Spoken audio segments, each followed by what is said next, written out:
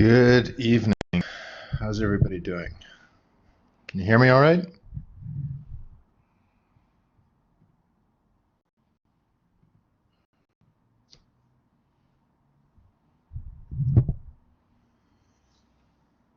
Good.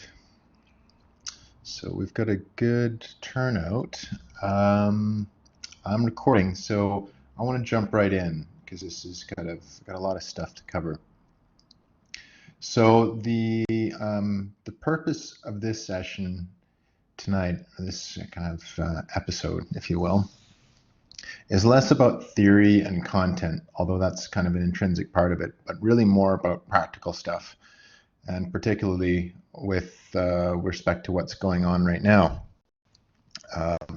There's a lot of kind of upending going on in the economy, and obviously with COVID-19 and so forth. And I know that it can be disorienting for a lot of people and confusing, and there's a lot of lack of certainty and so forth. And I would like to do what I can to provide some insights, hopefully they'll be useful, as to how to navigate these kind of rough waters. And it was interesting, I had a conversation with a friend of mine today, and he was saying that he just made a comment that came to him right away when he's saying, well, what are you going to talk about tonight? And I explained it to him, and he was like, well, every force has an equal and for every action there's an equal and opposite reaction. Like that's exactly what came to his mind at that moment in time. And I thought about it, and I'm like, well, you're right. I mean, that's something intuitive that we think about. Obviously you've done any physics, Newton's laws, but I started to think about it in the context of what's happening right now, and I think that is the case as well. So we're experiencing a lot of uncertainty, anxiety, negative impacts economically, a lot of bad things, really, stress, and I think there's going to be a pushback or a kind of a swing of the pendulum in the other way. When, I'm not sure, but I feel that will happen. And what I'm hoping to accomplish tonight is to at least plant a couple seeds for some of you as to how to kind of jump on that wave or use that as a means of pushing yourself forward, or the organization you're working for forward, in a direction that's favorable, particularly with respect to the green economy or sustainable development. All right, so that's kind of why I'm doing this. I mean, there's some folks here from one of the classes that's finishing. There's a bunch of folks from a new class, but I think it applies equally to all people, and no matter what your circumstance is. And I was motivated to do this largely because I just was getting kind of, the feeling I'm getting from a lot of people out there right now, and then my own personal experience. So that's kind of what I want to tackle tonight. And I'm, of course, open to any questions that you might have. So this is an interactive live session. It's not me preaching, it's me talking and then responding, okay? So that's the plan. So really, I mean, there's a problem right now, but there's several global problems that some of which have, we've kind of not as evident or not as pressing right now, but they will be. So one is COVID-19. It's wreaking havoc. It's uprooting us. So I mean, and this has come up in the discussions in 586. But what does it mean for sustainable development? This whole kind of like thing that we're going through, right? So what do you think? Like, what are some of your thoughts right off the top? I mean, one thing is greenhouse gas emissions have gone down. Anything else come out of this that you think are worthy of note? Anybody? I think I saw an article about goats wandering around towns and things like this. That was one of the things that came up in one of the discussions I've seen. So there's some unexpected consequences from this, right? The value of local food. There we go. Perfect. So the value of local food systems, the fragility of supply chains, I think, is something that's interesting. The narrative of getting back to normal after the pandemic is that there is no normal. Normal is crisis. Okay, that's a good observation.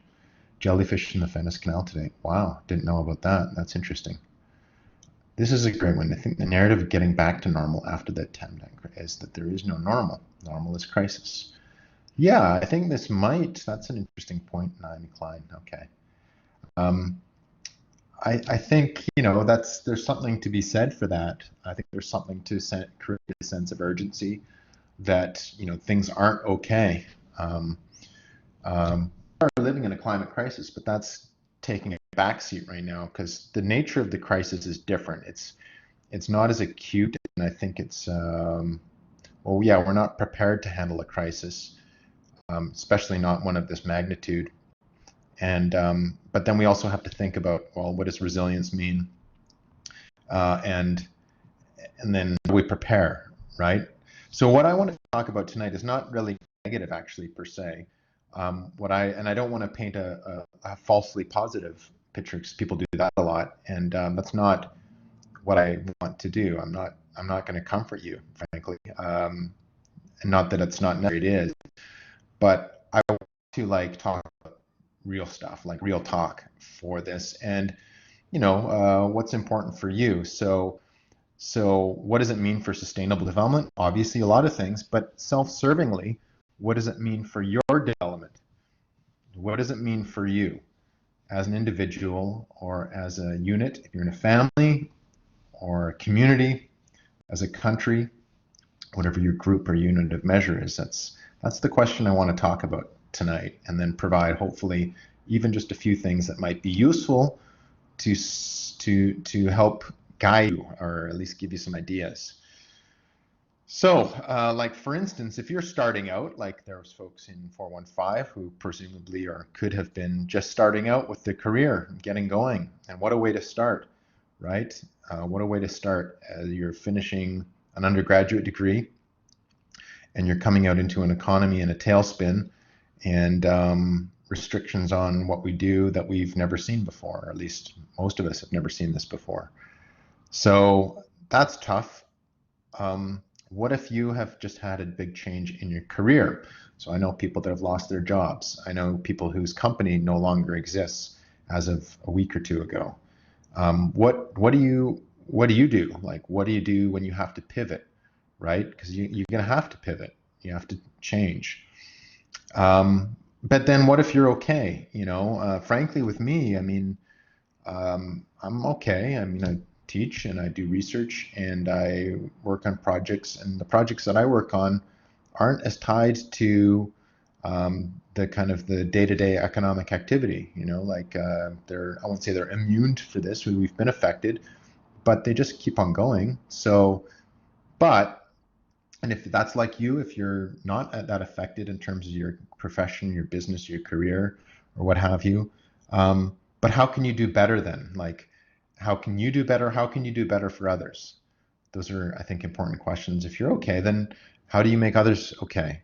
So, so all of these questions, there's a kind of like a fundamental commonality between all of those things that I've just kind of the scenarios that I've ran through, and that is you, right? So you are the common denominator of all those things, no matter what your situation is. So, like for those that are starting out or getting going, or even those that aren't, I've done this several times, and I continue to do this, is to think about, okay, well, if we're like really having to re-examine what we're doing amidst this pandemic and this crisis, I mean, that's a good place to start. It's good to start with you. Now, in my case personally, learn how to be adaptable for sure. Like I personally have had to learn to be adaptable because I'm now technically a full-time caregiver as of a month now. It's been a month, and I have never done this before. So I've had to learn and say, okay, well, this is different, and in addition to do my other things. Now I know many of you are parents and so forth. I'm not, so you're like, well, that's old hat. You just kind of deal with it. So, but it's this, adaptation for me. So that's one thing. But like, say, if you're getting it going in terms of your, it's not easy when it's full time. Yes, it's kind of tricky, but it's okay. I'm not complaining. I'm happy. I'm have the opportunity to do it. So for you, as I think it's always a good place to start. with you. Now, so say that's selfish or what have you, but I mean, you can't do anything good for anybody unless you're taken care of and you're healthy and all that good stuff. So three of the things that I always think are important to start with, even when we're in a global pandemic and a climate crisis, is what about you, right? Figure out what you want, figure out what you're good at, and figure out how you want to roll. Like figure out how you want to move forward in this life. Um, and there's a lot of resources out there to help you on that path. In fact, I think there's more resources now for that than perhaps there's ever been. I mean, gosh, there's so much self-help literature.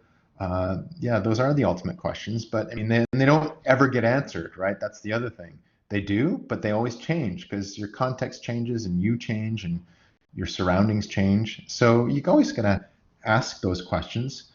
Um, that then helps inspires in others for sure. So some of the reasons, and now I'm going to draw on my personal experiences, particularly for those that are getting going, and maybe less so for those that are well established, but these are the really important ones because I've know what exactly I've been through that kind of that phase of like getting out there, and it wasn't like it is now. So this is definitely why I want to do this. Like there's the classic, What Color Is Your Parachute? That's a book that I think I looked at a long time ago, and I'm sure many of you have seen that or even read that, and that's on the shelf of every career counselor in Canada, I would think. It's What Color Is Your Parachute? And I can provide a list of all these if you want. And that's one, and there's a lot of other ones. I mean, go do the Myers-Briggs and blah, blah, blah, all that kind of stuff.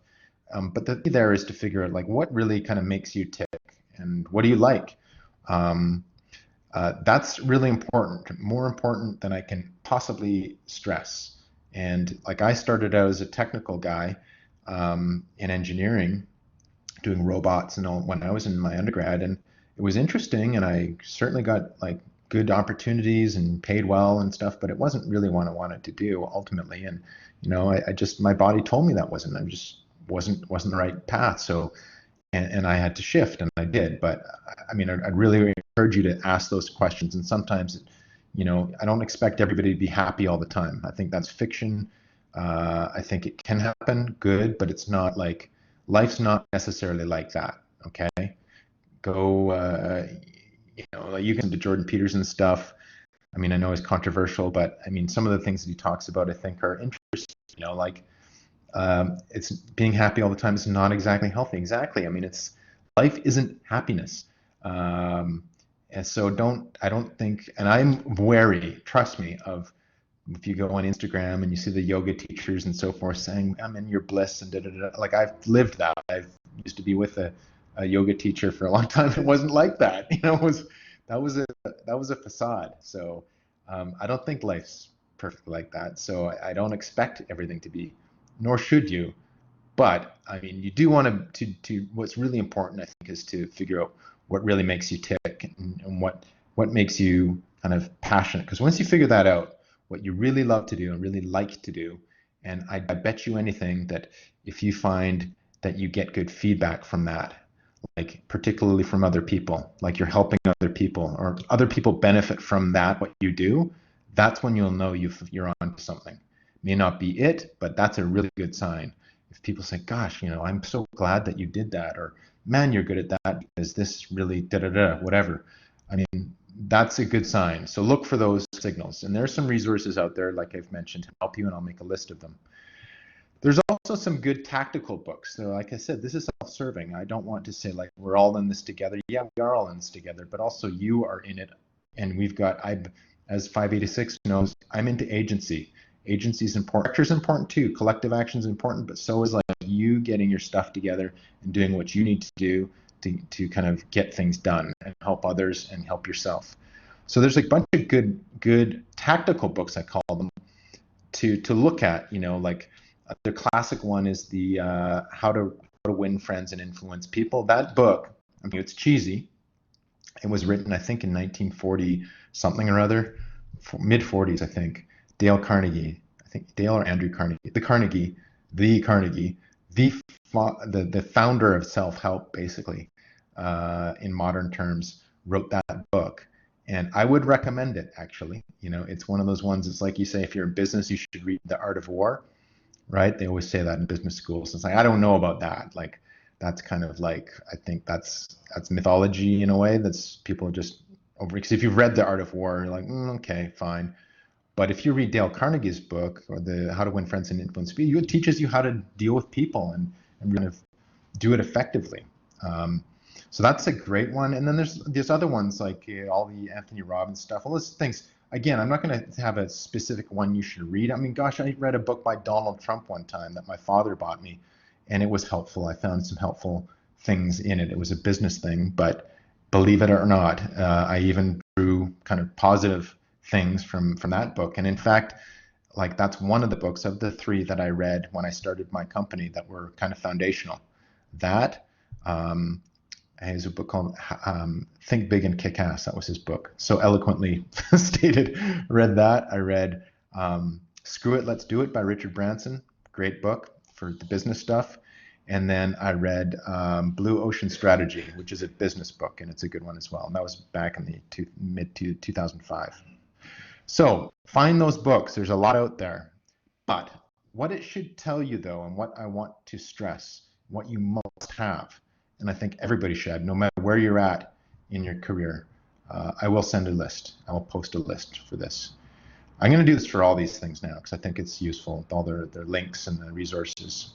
And so you can listen to it and kind of go to these links. I have them listed anyway here. What is your value proposition? Has anybody heard of this term before? Value proposition. Okay, that's a good one. Nope. You've never heard of value proposition. Anybody else? Value proposition. No. Anybody else? No. No. My gosh, I'm so glad I'm doing this. Kind of, yeah, in a way. So the term value proposition comes from the business world. So that's why maybe some of you have not heard it. If you're in any kind of BCom course or anything like that, that's like value prop. That's all they talk about. But I think it's important, and I'm telling you, you have to have one. You have to have in your mind what your value proposition is. Okay, it's extremely important, and it's not exclusive to business. Like, it's not like if you're a business and you must have a value proposition. It doesn't matter if you're like an employee for a big company, you're working for an NGO, or Doesn't matter, because this is about you and stepping into a situation. Yes, it is what value you bring. Okay, that is your value proposition. Well, I mean, you don't necessarily use it in a general conversation per se. I mean, you could. I wouldn't structure it that way. Like, you get in the elevator and there's strangers there and you say, folks, I need to tell you what my value proposition is. Like, you literally do an elevator pitch. I wouldn't recommend that. Like, I live in a loft building in Vancouver. If I did that every time I got in the elevator, I think I'd lose friends pretty quick. But it's, you never know. But the key to the value proposition is to have it in your mind. It's more important for you to know that than I think the outside world. Your value proposition is what you bring to a situation. Okay, it's the value that you bring to a situation. Now that will change, my value proposition with my father is different than my value prop for the government of Antigua, like I'm working with right now with my team. But it is what you are bringing to a problem to bring value. Okay, and you need to know that, because that's what people are looking for. They want their problems to be solved, right? And this is how you are potentially a person who's going to do that. And that will change. And this is kind of going to weave into the overall story here. You must know what your value proposition is, because then when you step into these situations, you can modify it, but you need to have it. You need to know, well, this is how we can bring value, right? So I'm going to get into different scenarios, but it's consistent. It doesn't matter. You got to know that. Like, you could be working for Amnesty International, and you need to know what your value proposition is, right? What value you're creating. Like, what are you bringing to the situation? You could walk in and say, if you work for Amnesty International, you're reliant on donor funds. You need to step into the donors' offices and communicate to them, like the Canadian government or whomever else, and say, look, this is what we're doing. This is what I'm doing here and with this organization, and this is how we're creating value. We're raising awareness about those that don't have a voice in situations in the world where people are being exploited. And we know that you as a government are committed to supporting people who are having their rights violated and need help. And we are here with our experience, our network, and our capabilities to help with that problem. Boom. That's your value proposition. And we would like to see if you're interested in supporting us with this, whatever. And then you get into whatever that ask is in that case. Okay, but that is a value proposition you've got to have down there. Same thing in other situations, right? When you're working on, I don't know, an EIA or something like that for the environment side of things. Okay, so your value proposition is something you need to work on a lot. I spent a year working on the value proposition for my company, DE, before we even knocked on a door. 6 months at least. And they would not open a door with the banks or anything, that the team, that my advisors that I hired, until we had that nailed. Once we had it nailed, I want to meet the head of BMO, boom, we'll set it up, right? But you need the value proposition. Otherwise, you're sitting there going, and people are like, okay, well, that's nice. Okay, so value proposition. Now, for those that are in the 415 course, you've just got a bunch of new tools to add to your value proposition, right? What are they? What are the tools that you now have within your belt that you can step into a situation? Hey, I know about this and I can apply this. What would be one thing?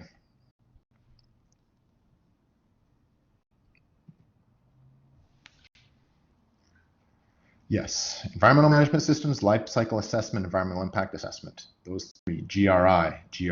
There you go, read my mind. The other class is a environmental management tools undergrad course in the environmental programs. And then there's some other people from outside the world. But I mean, I'm speaking to different groups that are on this because it relates to them. So you've got those now. You've got proven capability and assignments that you can walk in and say, look, I know about this. I may be an expert, but I know how to do this. And I've got someone that can back me up and say, that's me, that says I know what I'm talking about. And there you go. So you get your value prop. EECO 586 is different, could be the same. You might have those tools, you might not, but you got to have that. Okay. Second, it's nice to know what the value proposition is, so you know what you can do. Fine, great. But what's going on? Like, what are the conditions of the market out there? Now, this is important for right now, and this is why I wanted to do this, because guess what? The market just got turned upside down. Right? It's like a bowl of Cheerios that just got mixed up, and it's not clear what's going on. And every time you have this happen, there's winners, there's losers, and there's new stuff that's going to happen, right? The oil was negative territory there for a bit, right? So the energy sector's a rough space right now. And I'm sure some of you work in the energy sector or working with the energy sector. So that market is pretty tricky. There's stuff happening, but that's not to say there's not opportunities there. Right, this is what I want to get to. So the market, right? That's another thing. You know what you want to do, you know what you can do. Okay, that's not for creative. There we go. Yeah. You know what you want to go. You kind of spend some time on your value proposition, and if you need to add to that, you need to add to that. Right? If you need to do some grad work, you need to do some grad work. You need to do whatever, you need to do whatever. You need to get a new suit, you need to get some new clothes, whatever, you need to do that, right? The market, okay, that's the other part of this. You can't just think you got all your stuff together and the world's going to open up for you. Wrong. That is so incredibly wrong. It's not funny, and it's a lot of people, like most of the career counselors that I've ever popped in to visit at any university, kind of forget this small thing, which is what the heck is going on out there in the market, right? And I'm using the term market here very loosely. Okay, I'm not saying this is all about a market for getting work in a sector. That's one way, but there's markets for other stuff. Like whatever you want to do, you still need to look at the market and see what's going on there out in the world in whatever you're doing. You could be an artist and you still want to have an idea of what people are doing.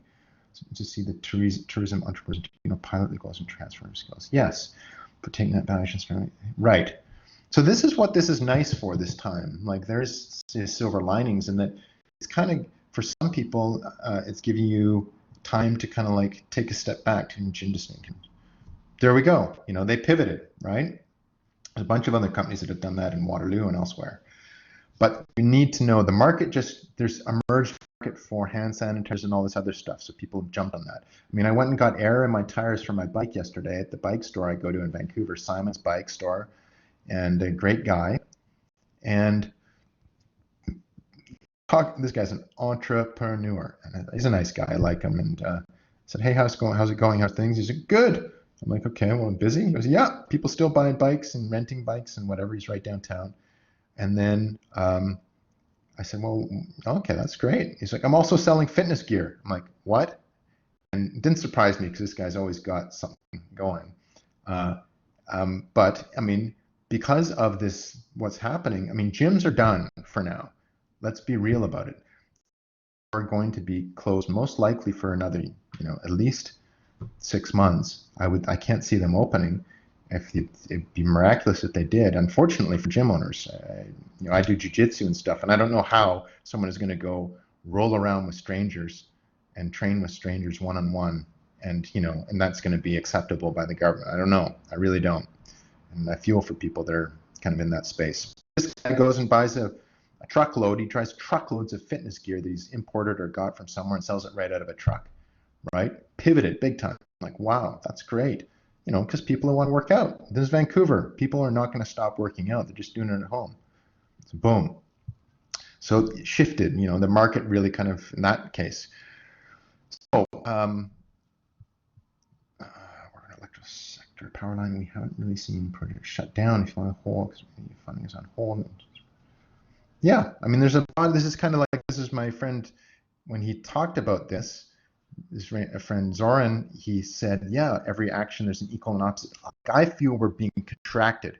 We're like kind of pushed, and we're kind of, obviously we have to do certain things right now, stay home and so forth, but this is a good time to think about this stuff and say, okay, well, like, what do I do? What I have been doing? What can I do? And what's going to happen? Because I think it's going to like just boom, there's going to be this swing back. And then, get on your surfboard and ride the wave, because there'll be, for those that are ready, there'll be some good things. So I would like you to be ready. Okay. So the market, how do you roll forward? What type of organization do you want to work for or work with? That's a big question. Okay. What is your vision? Where do you visualize yourself out there? Those are the questions that are more related to you. Because they're like, what do you see for yourself? And someone asked me this question when I first started my company in 2005, and was the only person that did it, a friend of mine, JF in Montreal. And he said, we were having dinner. He said, what is your vision for what you're doing right now? Like 10 years from now, where you want to be? And no one had asked me that. Not even my coaches had asked me that. I had business coaches. And I said to JF, I go, well, no one's asked me that. He goes, let me think. I go, okay, in 10 years, it's what I want to do. I would like to be working directly with international organizations dealing with environmental problems at the international level that are pressing, right? So namely the World Bank, the UN, and these kind of groups that deal with climate change and stuff.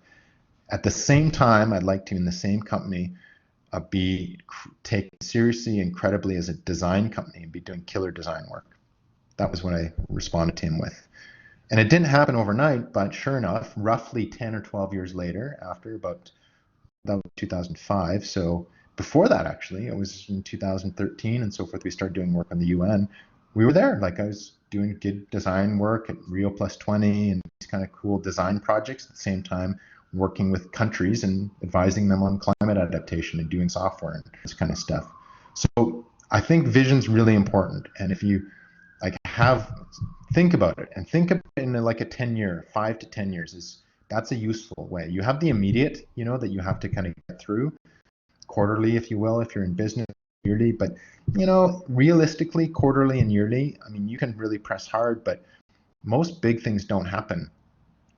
As in a class at our finals, Leslie told us in our class for our think big. Yes, tell her that I agree.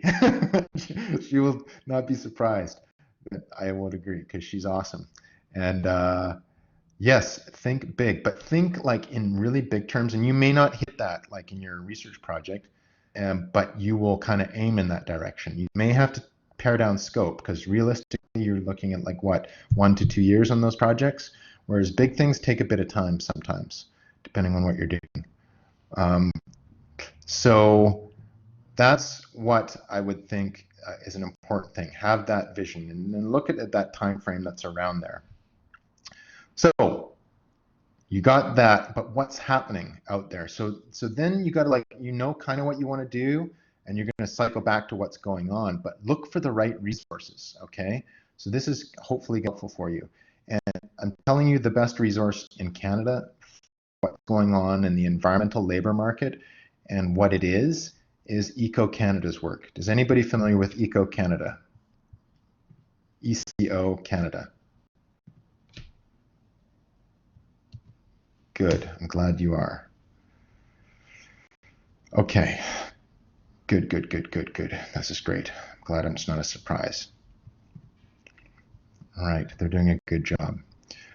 So there is one thing specifically that Eco Canada produces that I think is particularly useful, because this is charting territories, is this. So this is their article or their booklet. It's a PDF that is in their downloads. I don't know if you can download it from this, but if you go to Connecting Paths to Career Guide or whatever, it's in their download section. Take a look at that. So this is exactly what I use. So when I finished my undergrad, like a long time ago there, I was in a crossover area.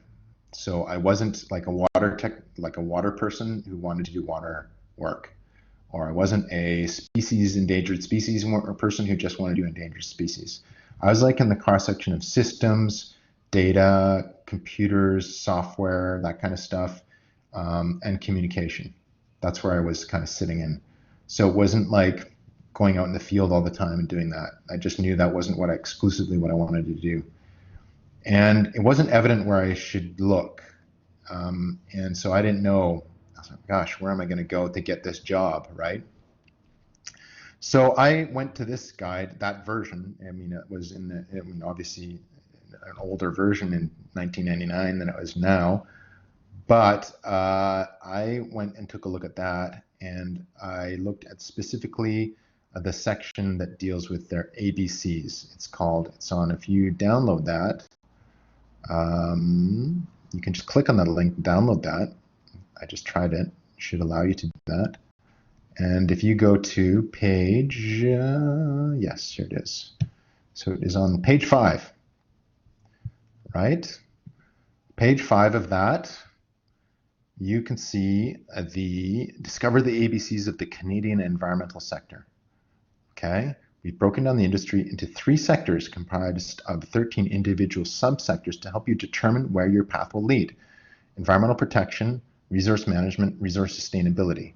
Okay, so when I looked at this, I didn't know, like, an environmental manager truly is right in the center of all that kind of stuff. Now, I'd say I probably am there anyway, but I lean more to sector C. That's where I fit. Okay, so I was able to quickly, okay, gosh, I mean, I think I fit there. And I could then use it as a reference point. And in fact, I think I even phoned them or got in touch. Said, okay, well, I think I'm in sector C, and then looking at this kind of stuff, where can I go and like go to market, right? And that's when you start to you need to do some more work.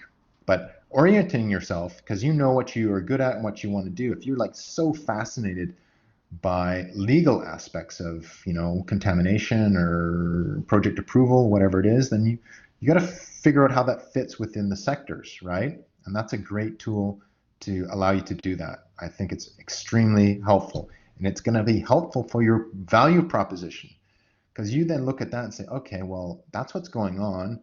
This is what I can do. I should focus in this area. So I need to tailor my value proposition to that, to whatever, environmental protection or whatever kind of specific component of that where you fit, right? So you're focusing now. This is focus, and focus is good, okay? So another thing to consider in this path, and this is particularly useful right now, because you see what's going on. I mean, there's a lot of the sector really in flux right now, but they're not going to fundamentally change, but the demands might change. But you need to know where you need to aim the boat, okay, and work on your value proposition to match what's happening right now. If efficiency is what's happening right now, then you look at that. If there's other things that are really influencing, if risk and health, and well, health is obviously going to be a big thing, right? So another thing, once you've got that oriented yourself a bit, one thing I think is very, very useful, and I seldom see it, and I don't know why. Like when people come looking for work with me, they don't do this, and I wish they would. I wish someone would, and I would be really impressed if someone did, is create a portfolio. Okay, now design people are all about this. Architects, industrial designers, blah, blah, blah. That's how they sell themselves, right? Here's my portfolio. Look at this software thing I did. Look at this whatever, building I designed. But I don't care if you're like a lawyer or a, ecosystem ecologist or whatever you are, whatever you work on, an engineer, environmental engineer. I mean, a portfolio is a great thing to have to develop. It will be good for you to develop as a tool to really examine what you've done. And then it's a fantastic way of sitting down with someone and communicating what your value proposition is. So when I came out of Royal Roads, I literally made a portfolio of like a binder, a nice binder with a series of that showed stuff that I had done that I thought was kind of useful to things that I wanted to do. I knew what my vision was and I knew where I sat. And then I go, okay, well, what are the things that I've done? Well, I did a bunch of software over there. I did some robots here. That's not really relevant to environment stuff, but guess what? I know technical drawings and I know how to design code. And I know differential equations. Like that's useful, right? In some environmental problems. So, but that portfolio is something you can sit down with someone and make it visual too. So you can go flip, flip, flip, and just walk right through it. I mean, I'm telling you, no one has ever done that, coming looking for contractors or whatever. Contractors, yes, but not so much people like on the environmental side of things. And I wish they would, because then I'd be so impressed. I'm like, oh my gosh, like look, you've put some effort in. I really know who you are, instead of you blabbing on about all this stuff. I had someone come recently and they just talk. They didn't really show me anything of substance that related to what I was needing. That's what I wanted. I wanted someone to understand what we were doing and then their value and how it would fit with what we're doing. That's what I wanted to see. And someone walking in, having a value proposition down with a good portfolio would have just been perfect. Okay. So I think it's useful to do that. And there's a lot of resources out there that can help you with that, but don't be shy about it. Like, oh, that's kind of juvenile or whatever. Sure, you can use your student project. Who cares if it's a student project? You don't need to tell anybody if it's a student project. You know what I mean? Like I've done projects as a co-op student, design the control systems for automotive manufacturing, blah, blah, blah. That was back then. It didn't matter. Like it was still real work, and in the case of the work so I say, I encourage people to think this way in the courses that I give them or work on them with, because you do more as a student than as an employee. Yeah, and also like it's do good work. That encourages you to do good work as a student, right? If you do a great assignment, gosh, that's a great portfolio piece. Why not? Like I get a phenomenal work by people, and I like it's a shame for it to go to waste. So that is material for what you're going to do when you get out, or when you're not even when you get out, because you're not in, you're always out. But that stuff's valuable. That means then you kind of have that piece, And I used to encourage students when I taught remote sensing at Concordia to think in that way, that their project is something they should be able to sit down with someone and show them, and they might hire you to be a remote sensor. And they did do that. I've had students 10 years or whatever, 2012, 8 years ago now, that have bumped into them and said they still remember that, right? So I think that's really important. Okay, so the portfolio is a great tool for talking with potential clients, employers, collaborators too. I work with a lot of collaborators right now. I like to know what they can do, right? So they'll do stuff that I can't do, and we'll form teams.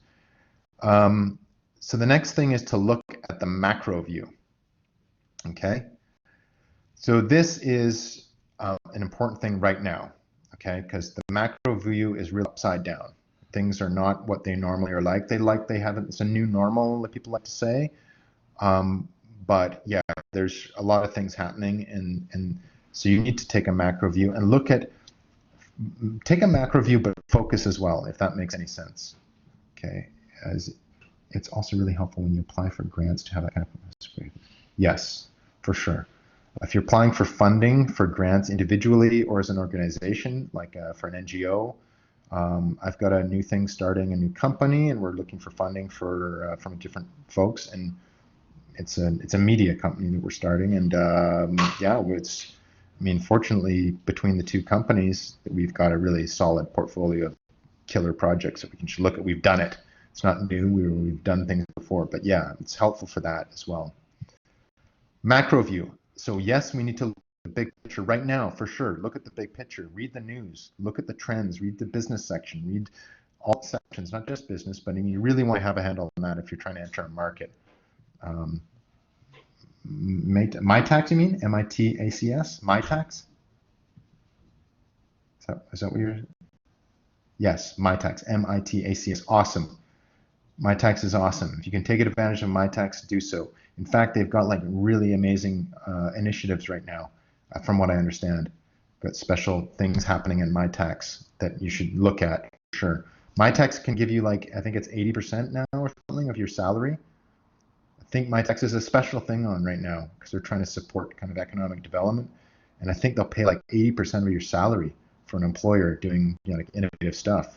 I mean, gosh, as an employer, you look at it as, yes, you come. If someone approached and said, look, I've got MITACS funding, all you got to pay is 20% of the salary, and I'm going to like knock the ball out of the park doing cool stuff, and be like, where do you want to go? Where do you want to sit? You can take my desk.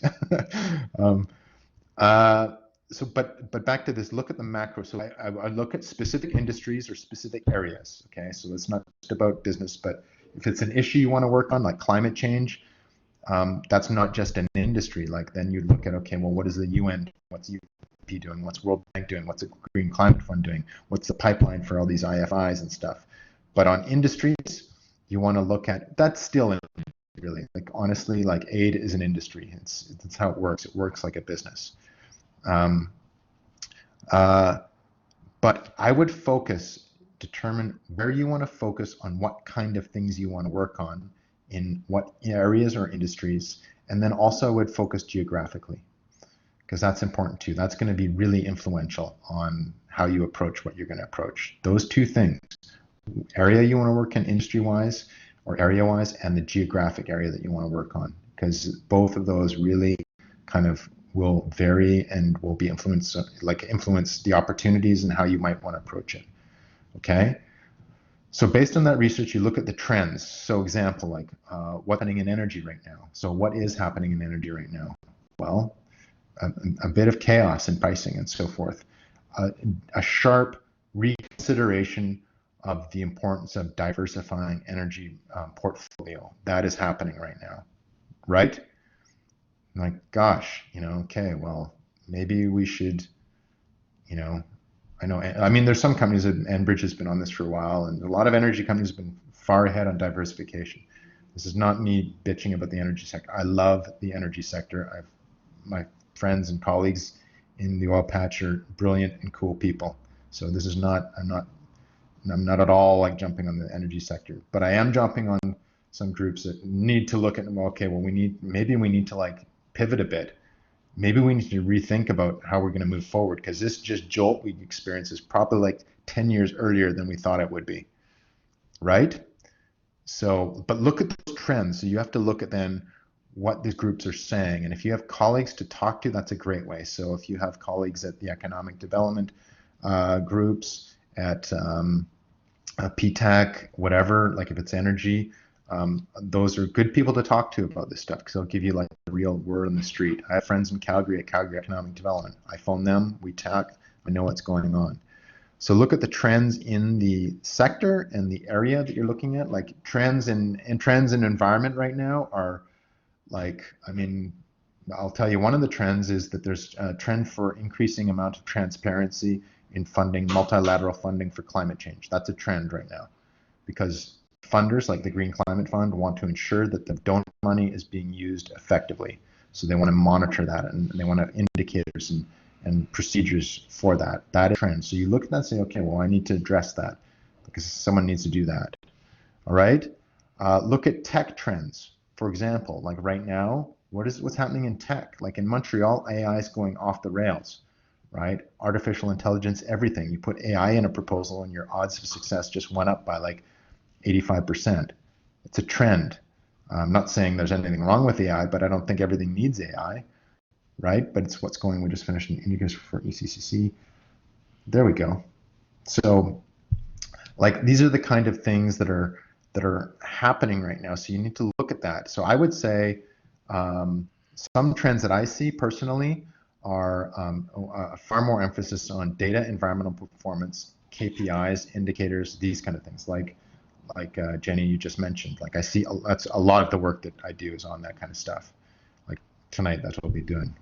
Indicators for Antigua. Okay, and Guyana tomorrow. So look for the trends, look for the macro view of things. You've got your value proposition, you know where you fit, you know what's going on. See what I'm saying? There's like you and then there's the world. And you got to like connect the dots. So once you have a good idea of that landscape, once you get a good handle on your skills, your value proposition, and the market, okay, guess what you do then? You go to market. And meaning you go and get out there, whatever it is you're doing. If it's UNEP you want to work for, guess what? Get on the phone, reach out to people you know who work for UNEP or whatever, figure out how they, and get out there and figure it out. Okay, so the next section is the approach. So the approach is going to vary depending on who is attacking, like who is the individual. Like, is it you? Okay, is it you that's going? Is that's the problem here? Is it you are going out there to get your thing going? Are you working as a collective, like a company, and you want to go and, okay, we want to work on climate change stuff, right? As this company, we're a consulting company or whatever, or we're a university, right? Same thing. We want to do research on applied university, research on climate adaptation, right? The approach is going to be different than if you're an individual or you're an NGO, right? Maybe you're working for an NGO. So that'll be different as well. So if you're an individual, these are the steps that I recommend. You have your value proposition, okay? Check. You know where you want to go. You have an idea, check. You know what the market conditions are, check. You have your portfolio, check. Okay? Those are 3-4 things you need to have. Now you go hunting, okay? You go out there. So you map out the types of organizations you want to work with, literally on a page, I would say. I've done this, and you get a piece of paper or whatever. If you want to do it on a computer screen, that's cool too. And literally make a network map. I think it's going to help you. You draw these groups, and then you see, and you then reach out.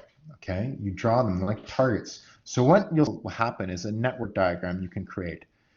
So what I would suggest you do is to reach out and have an informational interview. So let's just say you want to work for UNEP. That's the one. That's, you know, one of the targets. You've determined that's what you want to do.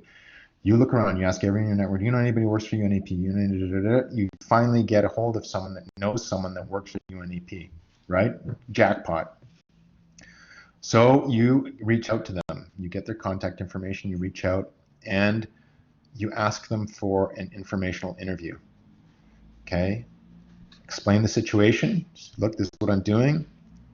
And guess what? 9 times out of 10, someone will grant you the time. If you're, and you say, look, this is what I'm doing.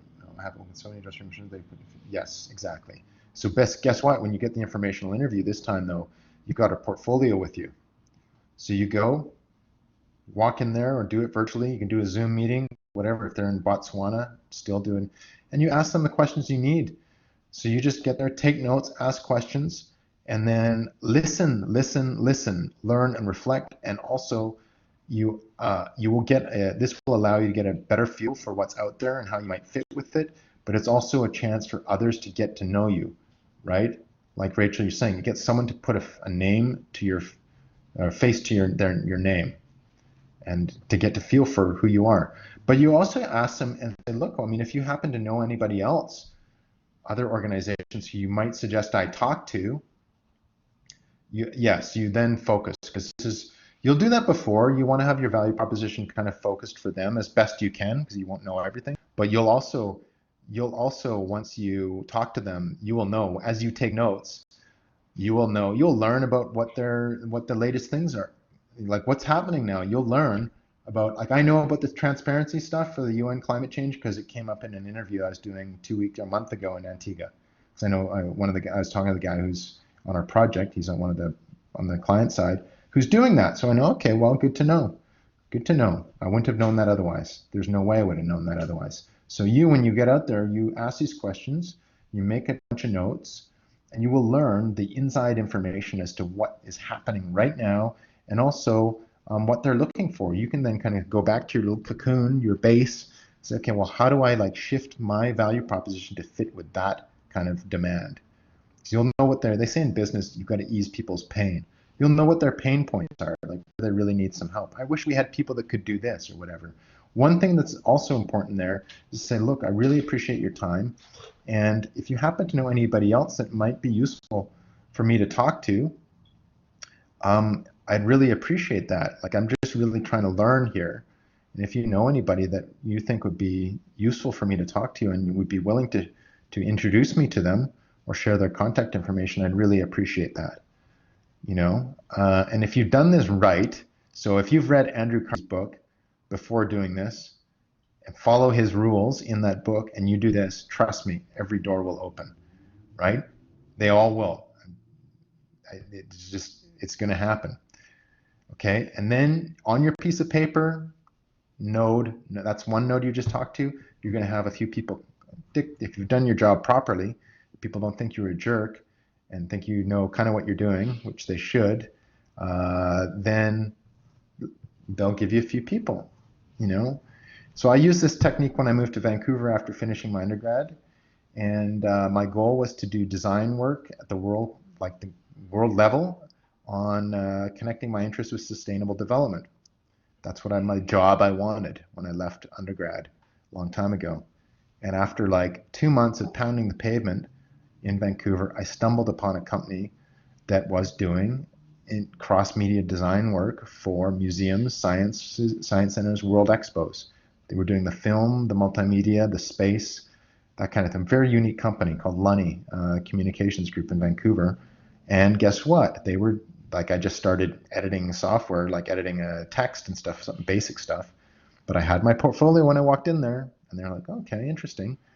Was nothing compared to what they'd seen before. Like they see like killer film portfolios and stuff, and then I just had stuff I'd worked on as a environmental science person. But their big weakness was they had no one who really knew about environmental science. They were all producers and kind of creative people who just kind of guessed their way through it half the time. They said, look, you actually know what you're talking about. I'm like, yeah, I've been at school for whatever, how many years. Yeah, I know a few things. I don't know everything. That was a huge benefit. So I started with them, and then a month later, guess what? We won a project to design the Energy Pavilion at Expo 2000 in Germany, in Hanover. And I got the job of being a producer for the graphics and the multimedia and working with. So it was like a dream job that I got within 2 months of walking out of school that I would not have gotten in any other way than doing exactly what I've laid out here. I had a portfolio. I knew what the market was like, because I knew that I fit in with C in communications and design and that part of the environmental sector. So I kind of had an idea where I wanted to go. And I met with engineering companies. Like I met with Golder, I met with some other ones there. They said, look, I mean, this isn't going to work for you because you're going to be bored. So, that was that. I learned what I didn't want. Okay. So get out there and get that. That's going to give you like some really great kind of intel. As an organization, now if you're not an individual, you're working with a company or a group, it's similar but different. So I've started a company from nothing. So I know about building a brand. And brands are based on perception of what you bring to the table and how you do that. Okay? And in the environmental space, there's some remarkable things happening that require a collective approach. It's not just about like what individuals can do, but some of these big problems require groups of people, companies, right? Like the Amazons, and there's ESSA. There's a group here in Vancouver called ESSA. They're a great group.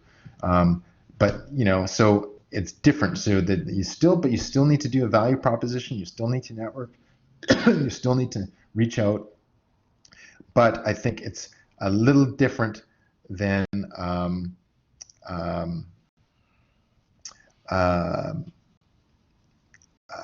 I think it's slightly different because it's a different kind of landscape. And for me, I'll speak about my personal experience, is you need to take a different tactical approach. So I'm going to send through a link here. This is something that I delivered a workshop on, which I call the DE Going Global Manifesto. So this is a manifesto for going global with a company, if that's what you're doing. Okay, so if you take a quick look at that, okay, I will share this as well. There's 6 steps. Okay, some of these we've gone through already. Step 1, this is as an organization, do your homework. Right? If you're looking at this now, you'll see write a great value proposition. I've included some resources here. So how to write a value proposition. If you want to clap right now, you can clap, because everybody's clapping outside. There's some good examples here. So do your homework, figure out what you're doing, what you can do. That's your value prop. Number 2, know the global context. So environment stuff, you need to look to these 3 things: climate change, biodiversity, land degradation. You need to see what's going on in those organizations, to see what the trends are in the regions, and then also what the issues are, right? So if you're working on biodiversity, for instance, you'll know that we're in post-2020 world now. Post-2020 means new set of indicators, new set of goals for global biodiversity issues. We'll cover that in 586. Okay. 3, focus. Okay, we've gone through this as well. Focus in on a region or an industry. I focus on regions. That's how I do it, because that's how it works in the business that we're in. So I focus on the Caribbean, Latin America, and then if I want to look at somewhere else, like the Middle East now, then I focus on that region. And these resources here will be helpful for you, even more so as a company, but the EDC, Export Development Corporation, Export Quebec, this is in Quebec, so the equivalent in BC or Alberta. Alberta's got great trade people. Talk to them, and get kind of like a good idea. Risk will be an important part to consider here. EDC is good for risk. Step 4, work with the Canadian Trade Commissioner Service. Anybody familiar with the Trade Commissioner Service? Yes or no? Have you ever heard of the TCS before? Anybody? No? No? Okay. You got to know them. If you're in business, you must know them, because they're the best resource you'll ever find. Once you kind of figure out what you do, then they have trade commissioners. We have trade commissioners in every country in the world, Canadian trade commissioners. And they give Canadian companies advice and intel on markets and what's going on. They are a huge benefit. They are associated with our Global Affairs Canada team. Global Affairs Canada is divided into policy and trade. Generally, trade deals with business, export, import, and then policy deals with policy issues, human rights, and that kind of stuff. Trade commissioners on the trade side, great resource. They're the best kept secret in the business world in Canada. Tremendous. Use them and benefit from them. And then step 5, start small. Just start small. Do a recon trip. You're going in to look at climate change work in Africa. If you can swing, go over there. Do a little recon trip. I've done this hundreds of times. Go there, meet some people, get a feel for it. I did that in the Middle East in December to Dubai for a conference, then got invited right back in January for another conference, and now I've done a proposal, and we're getting set up to do work in Saudi Arabia. In a short period of time, mind you, I had done work with the Saudis before, but started small, and then it can blow up. And then lastly, scale and conquer. Okay, once you get your toe in the water, you know what to expect. You're ready to attack. You just have to manage the upside, learn as you go, and foster perseverance. So as you get in there, you need to kind of Obviously, some of these markets internationally are growing at a great breakneck pace. So like 7-8% GDP growth under normal conditions in Southeast Asia is normal, right? So Guyana has a projected GDP growth of 8% next year, largely due to new oil finds, but nonetheless, that's a rapid growth, rapidly changing. So you've got to be ready for those kind of dynamics. As Canadians, we're not used to that. When you get to these markets, you're like, oh my gosh, you know, like Asia is crazy. So be prepared for that. But you'll learn that once you kind of tap into the Trade Commission and so forth. Okay? So, considering things that are going on now, what can we expect and how to move forward? You've got like a path. So what do? Number one, stay healthy. Don't take risks unnecessarily. Have a vision, create that vision, start to execute on it. Now you can start to execute on it. This isn't something you're going to do in 2 months. You should start this now, working on this and get going. Because I'm telling you this, when things swing back, you want to be in the flow. You don't want to be on the outside. Okay, so start on this now. Start to execute on it. Be prepared to work. Be prepared to fly, because I believe that you will start flying. So the thing is, we need to look to where there is pain and where there is not. Okay, where there is pain. Right now, where is there pain? Someone, tell me where you see pain in the world. Yes, oil and gas specifically. Lots of pain. People's hearts. Well, that too. You know, there's a lot of pain there. There's a lot of pain. There's a lot of uncertainty. That's pain. You know, well, kind of a joke, but not. I mean, yeah, it's true though. Like it is. Like what's going on in the world that's Indigenous communities? Yes, Indigenous communities. I mean, we'd see a lot of COVID-19 news from the United States and elsewhere, but what about, you know, developing world areas? I mean, they're not equipped to deal with this stuff, right? Nor are many Indigenous communities, right? And that's just going to be a lag effect. Okay, so find those places where there's pains. SMEs, so huge pain, go walk around downtown Vancouver or in Victoria or Edmonton or Calgary or where you are. And as you walk down, say, Granville Street or whatever, like a Fort Street in Victoria, or I don't know, 7th or 10th or whatever in Calgary, and I don't know many streets in Edmonton, but look at those boarded up places, because that's pain. Those places, it's estimated that at least 30% of those SMEs, small and medium-sized enterprises, will not return. Pandora, I'm sure Pandora's like crazy, you know, much like downtown Vancouver. I live in downtown Vancouver, and it's crazy, like it's nuts. But that's where their pain is. So SMEs are hurting, and they're going to hurt more. In fact, many of them are not going to be able to come back. You won't see a lot of those stores. Storm Brewery over in Commercial Drive, Storm Crow, I think it's called. They're not coming back. They're done. I mean, months of like not having revenue to pay your overhead, your bills. I mean, that will kill a lot of companies. Okay, so that's pain out there, right? But look at where there's gain. Okay, so where's their gain now? Meaning opportunity, digital and virtual. Guess what? Like how many people are doing Zoom yoga right now? Like all my yoga teacher friends are like Zoom yoga all the time, right? Who would have thought? So, excuse me. So think about the value that is needed and how you can fulfill it. Excuse me.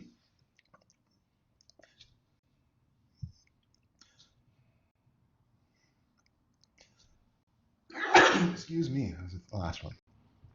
So think about the value that is needed, how you can fulfill it.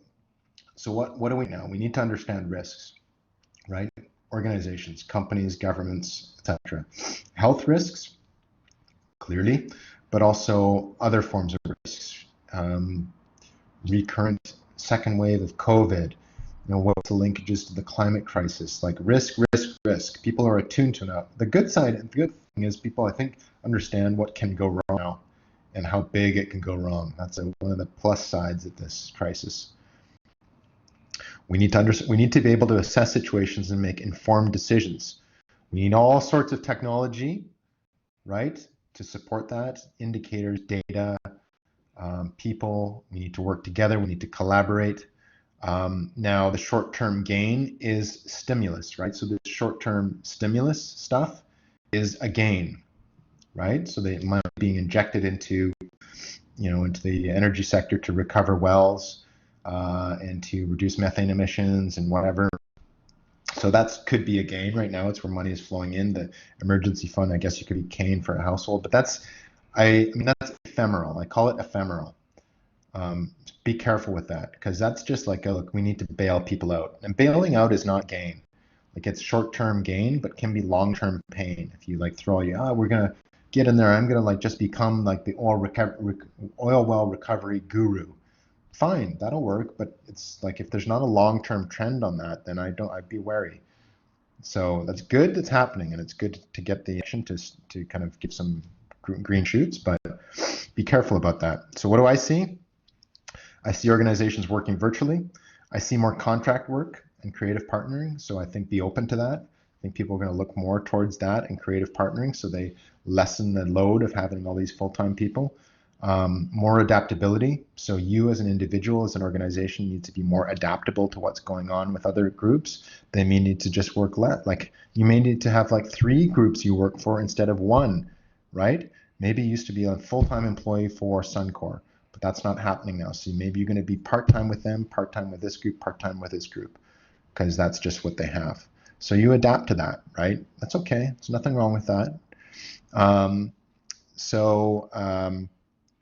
More adaptability. I seeing the risks that need to be addressed, COVID being the most obvious one right now, but all the climate risks and environmental risks are associated with that. Climate change is here, so mitigation and adaptation, I think those are 2 areas to focus on, obviously. Communication and HR training is a big part of this, so a lot of people need to be trained in that area, right? So communication and getting people up to speed with what that's all about, I think, is an area to focus on. And I think compromise is a big opportunity. So compromising, right? We need to learn people need to learn to compromise. Companies need to learn to compromise, because there's no one, we cannot have we're always going to have compromise, trade-offs and compromise. And we're not good at that. Like, we block railways and like almost get in like civil war situations before we get to the point of getting to maybe, if you want to quote Naomi Klein. So compromising, like, what about teaching people how facilitating compromise? That's a growth area, right? And reconciliation is a big opportunity, because this is something that is long overdue, and it's going to needs to happen now and more. And as Michelle said, incorporating TEQ into planning, climate, getting connected to the land. I think that's a big area. I mean, I work on that in research stuff, but I think in operations, definitely. New tech, for sure. It's always there. It's always going to drive us forward. It just is. It's part of what we do as a species. And I think social entrepreneurship is big. So also I would thinking about how to work in non-traditional spaces, non-traditional organizations operating in the plural space. So there's a Henry Mintzberg is a business professor at McGill, who I have met, he's a famous strategy guy. And I met him a long time ago when I was there, well, not that long, I guess, 2005. And we had a brief chat. He's a really good guy. He's a friend of one of my profs. And he reinforced, and I'll include this in the list, this video that he talks about this, the plural economy. So he said we shouldn't forget about NGOs and civil society organizations, because it's like government and business, private sector. That's how we view the economy often, right? Whereas there's all these spaces of like in between NGO works, which more and more now there's more stuff happening in that space. So don't forget about that space where you have these other organizations that are working in what he calls the plural space or plural economy. And these are groups that are values focused, hence pluralism is driving it. Okay, so social entrepreneurship kind of fits in that space, because you're usually issue driven when you're a social entrepreneur. So the task is to figure out how you fit with all of that, right? Follow these steps and then just go get it. And it's not obvious. If it's not obvious, this will require work to do.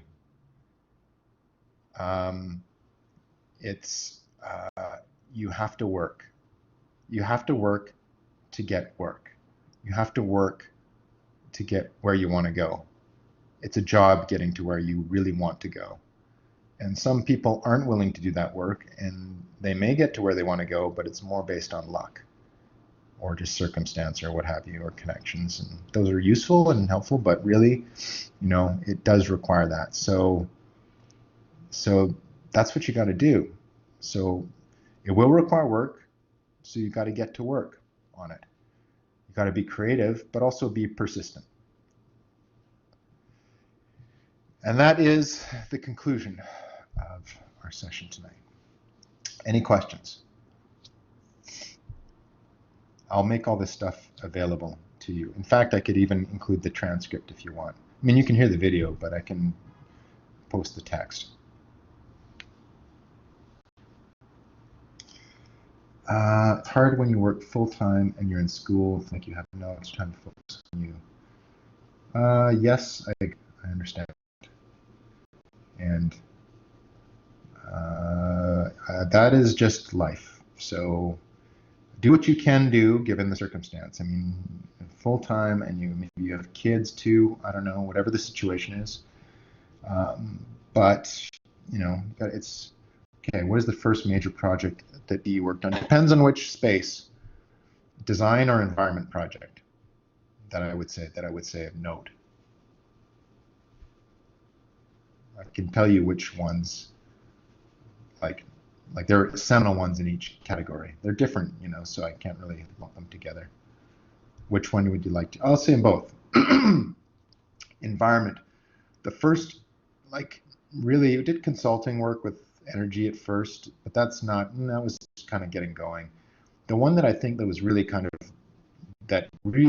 opened up the stuff that I wanted to do was a project with a group called CIFOR, Center for International Forestry Research, and did a meta-analysis of a project called TROFCA, Tropical Forest and Climate Change Adaptation, in Mali, Ghana, Burkina Faso, in Africa, those three countries, in Honduras, Nicaragua, and Costa Rica, I think it was Costa Rica, in Central America, and then Indonesia. And the job was to take all the work they'd done in the field and analyze it and assess the role of ecosystem climate adaptation and write a report funded by the EU.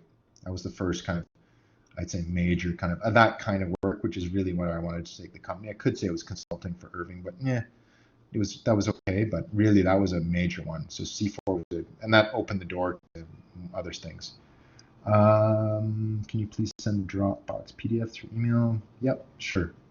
The design one, I'd done stuff before for that company that I mentioned, and that's how I built my kind of career in there, like a director doing kind of big things. So I worked in Expo 2000. That was technically, I was working for another company.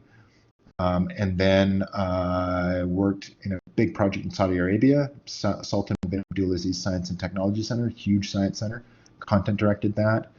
And that's when I moved to form DE. And then we did a major project in Calgary. So anybody who's in Calgary, the TELUS Spark Science Center there, we did that.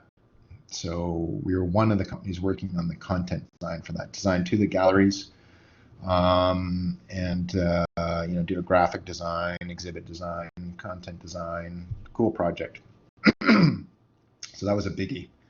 And then Rio Plus 20, and now we're looking more at design stuff. Okay, so I'm gonna so those are the big ones, and then now we're looking right now Expo 2020, looking at Expo 2020 in Dubai.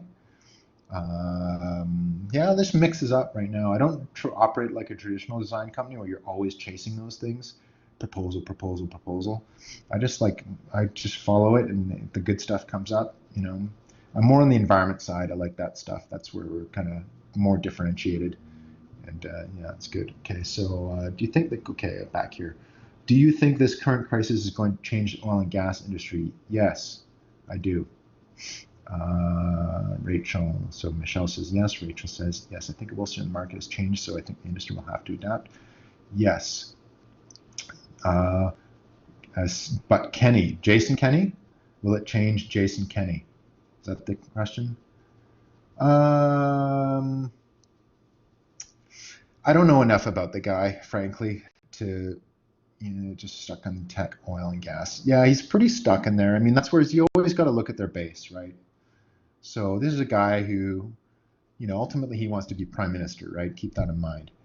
So he wants to build his base on the conservative platform and foster support there.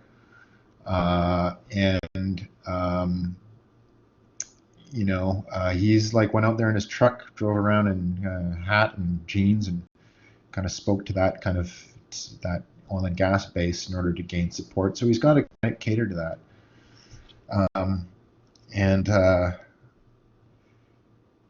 I don't know for sure, but I mean, the reality is that if you talk to anybody who's smart or at least kind of in the energy sector, like who's looking at the future, they know that there needs to be some diversification. So yes, they're a big part of it, but the markets are markets. Go over to Dubai and UAE, Saudi Arabia. Guess what Saudi's doing? Saudi's trying to diversify like you wouldn't believe. They've got oil coming out the yin yang. Same with UAE. You're not going to find a more innovative place when they're starting an AI university, blockchain university in Dubai and Abu Dhabi. Right? They've got a lot. ADNOC, Abu Dhabi National Oil Company. They've got a lot of oil, right? They could just cruise, but they are diversifying. So if they're doing it, I think we should do it. Get a job to change the system, Rachel. Yes, get your stuff done. Take some of these points to heart, and then see what's going on. And if there's resistance to what you're pursuing, then you kind of have to find a different tact, right? Have to adapt. Other questions? Any other questions?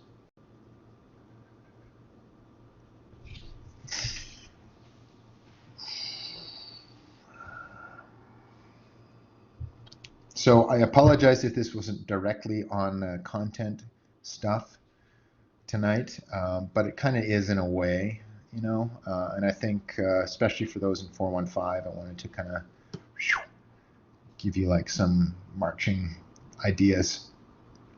So as you start to kind of like think about this stuff, which hopefully you're thinking about, at least it gives you some ideas. And I'm happy to like answer questions. You have my email address. You can email me.